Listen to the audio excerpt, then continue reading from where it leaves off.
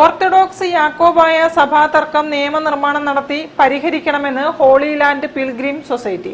വിശുദ്ധ നാടുകൾ സന്ദർശിക്കാൻ തീർത്ഥാടകർക്ക് സബ്സിഡി അനുവദിക്കണമെന്നും സൊസൈറ്റി ചെയർമാൻ സി ചാക്കുണ്ണി നിവേദനത്തിലൂടെ ആവശ്യപ്പെട്ടു.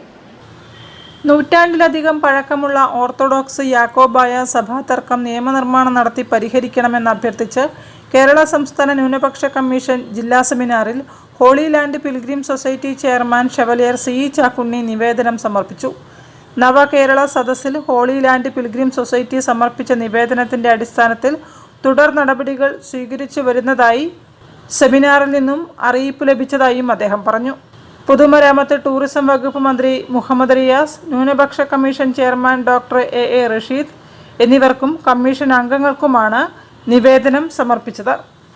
News bureau, Kozhikode. വാർത്തകളിൽ ഒരു ഇടവേള കൂടി. ക്യാൻസറിനെതിരെ പൊരുതാനായി കാലിക്കറ്റ് സിറ്റി സർവീസ് സഹകരണ ബാങ്കും MVR ക്യാൻസർ സെന്ററും സംയുക്തമായി അവതരിപ്പിക്കുന്ന ക്യാൻസർ ചികിത്സാ സഹായ പദ്ധതിയാണ് മാസ് കെയർ.